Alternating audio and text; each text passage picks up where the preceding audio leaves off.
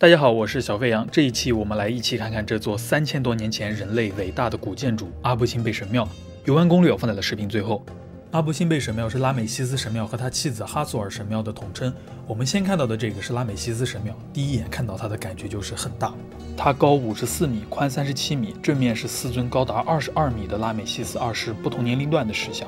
这个神庙建于公元前1300年，是古埃及的建筑狂魔法老拉美西斯二世所建。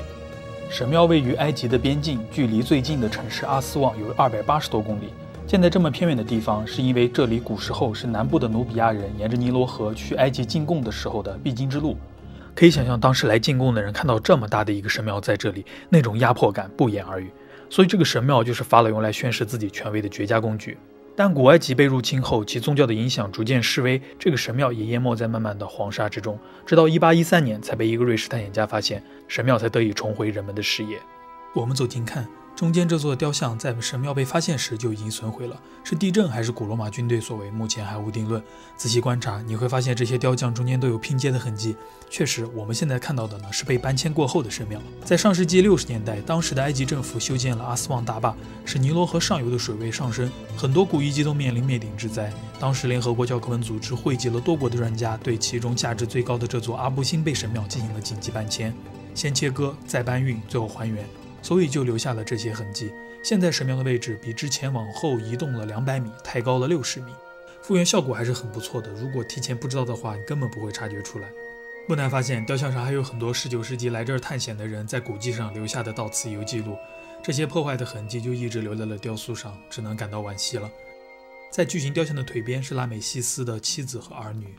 中间入口的正上方是鹰头人身的光明之神拉赫拉克特，他和神庙都面向东方，迎接着出生的太阳。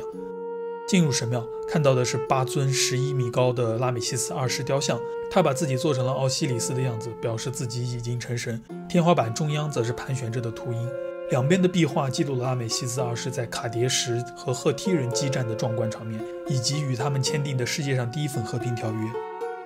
沿着走廊走到尽头，就来到了圣坛，这是神庙最核心的部分。里面的4尊雕像从左往右分别是代表冥界的普塔赫神、底比斯地区的主神阿蒙拉神、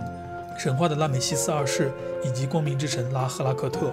这个庙轻巧的设计在于，每天早上太阳从东方升起之时，第一缕阳光会穿过大门直射入圣坛，随着光线的移动，光线只会照射在右边的3座神像上，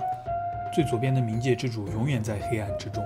光线直射进来时大概是早上6点左右，我们现在看到的是入口的反射光。除了这个设计外，2月21日是拉美西斯二世的生日，所以当时的工匠还算出了合适的角度，让每年的2月21日和10月21日早上阳光会同时照亮右边的3座神像，拉美西斯则位于光线的正中间。当地人将这2天称为太阳节。这种设计需要结合天文学、地理学、数学和历法，可想3300多年前的古埃及人的技艺之高超。但是呢，由于神庙的搬迁，现在这个日期向后推迟了1天。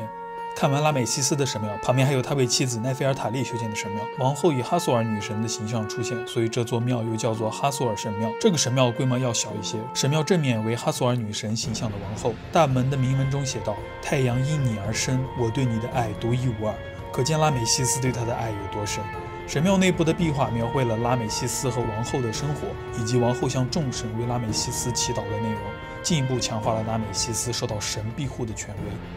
以上就是关于神庙的介绍了，下面是攻略分享时间。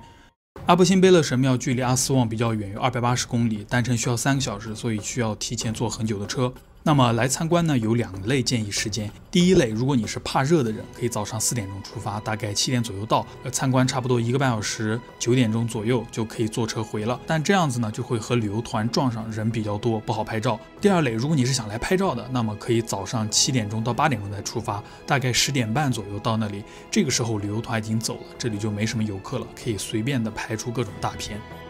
那接下来我们看一下去阿布辛贝神庙的交通方式。第一种呢是散客拼团来回，坐的是面包车，早上4点出发，7点到，9点返程，可以在酒店门口接送，大概500埃镑一个人。第二种呢是包小轿车前往，大概1500到2000埃镑一个车，时间呢由你自己决定，最多可以坐4个人。第三种是报一个英文或者是中文导游的小团，每天早上4点钟出发，价格在200到300美元每人，这个呢就不太划算，我不推荐了。以上3种方式都是可以在酒店前台或者街边旅行社报名的，记得按照上面的价格砍价就好。如果想完全自由行，也可以选择坐公交大巴，最早的一班是早上8点半发车，到神庙的时间正好人少，但是空调大巴只有最早的一班是，错过的话只能坐兜风的私人小巴车了，单程呢都是100埃镑左右。在阿斯旺乘车的车站呢，如图所示。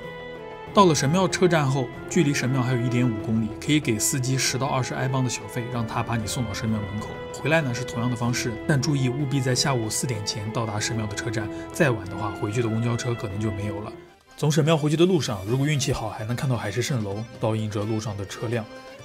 有时间的话，也可以去阿斯旺大坝看看，这是世界7大水坝之一，相当于埃及的3峡大坝。正是因为它，才结束了埃及人靠尼罗河泛滥来耕种的历史，近100多万公顷的沙漠变成了耕地，所以埃及的农产品价格才能这么便宜，让大多数人都能消费得起。以上就是本期视频的全部内容了。如果觉得有趣或者有用，还请大家点赞、投币和转发。我是小飞扬，一个分享路上真实见闻的旅行者。点个关注，我们下期旅行继续。